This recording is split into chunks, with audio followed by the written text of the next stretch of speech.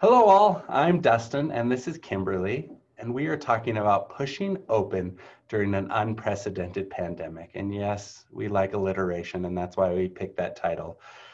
We come from Western Colorado University, a small public liberal arts university in the mountains of Colorado. If you're really lucky, you'll drive through this place someday. What we want to talk about, though, is something we learned from guest teachers of our lives, is that we want to push open. We want to push it real good.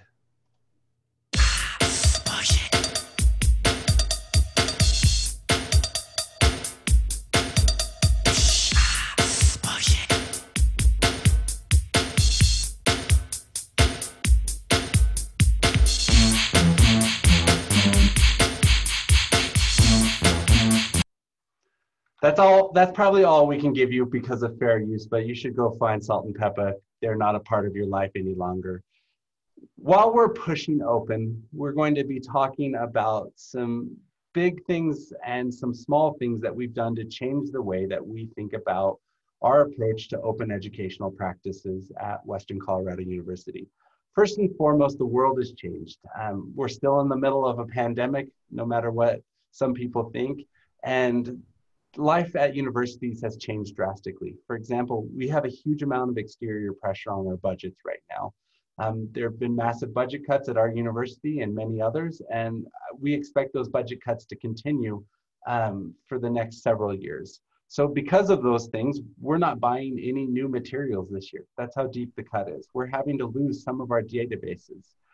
We also have a bunch of other interior pressures, like it's impossible for us to do our textbook reserve right now.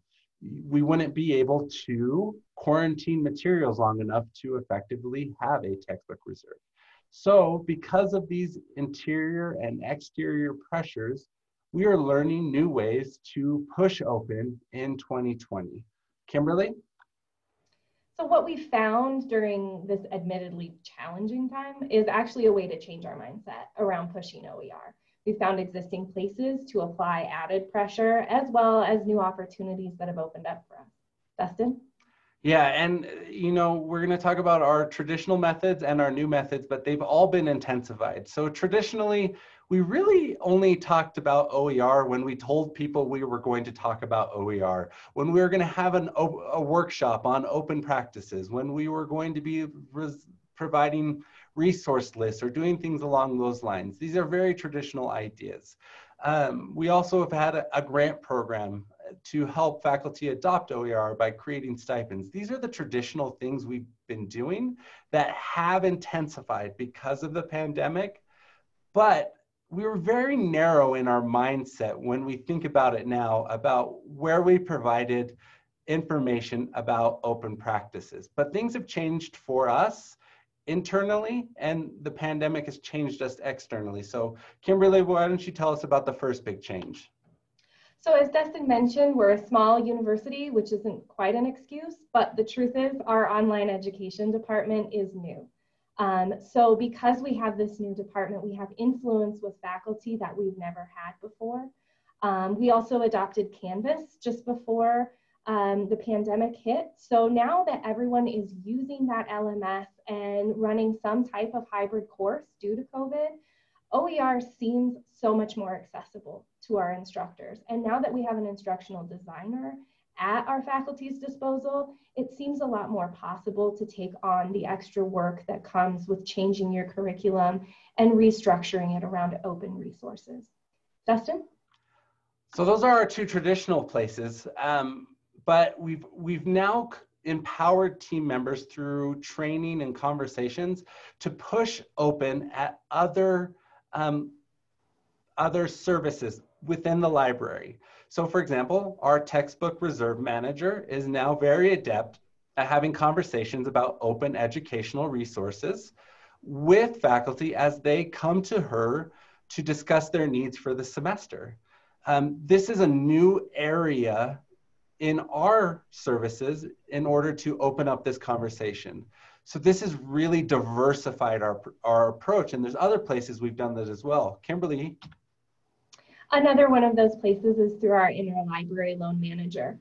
People are already coming to the interlibrary loan manager looking for resources, So we figured, why not empower that manager also to push open educational resources instead of just the traditional ones that instructors might be coming to them to look for. Dustin? So we've gone from having a very fixed mindset, fixed approach around open practices. We were only pushing them when we were announcing ourselves. We are going to talk about open educational resources. We are going to do a workshop on open educational resources. We are going to do a grant on open educational resources. And what we have now created is a multifaceted approach where we have grown the pressure points at which we push open during this pandemic. And this is an approach that will continue. It's also an approach that is replicable by any university at almost no cost, because it's about empowering people to have conversations at their service points at appropriate times about open educational resources. So we've gone from kind of this really fixed approach to an approach where we're now asking ourselves these questions that Kimberly's going to go over. We're asking ourselves, where else can we apply pressure? Who else can we collaborate with? And what are our other opportunities? We're reminding ourselves that we don't just have to announce ourselves when we walk into the room. We're here to talk about open educational resources. We can talk about open educational practices in many different places at many different times, and we do. And we can also empower other people to do it as well. Not just the people who we mentioned, but also the faculty who we're working with then also become ambassadors of this opportunity.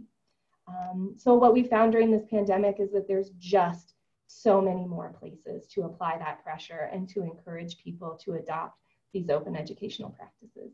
Dustin?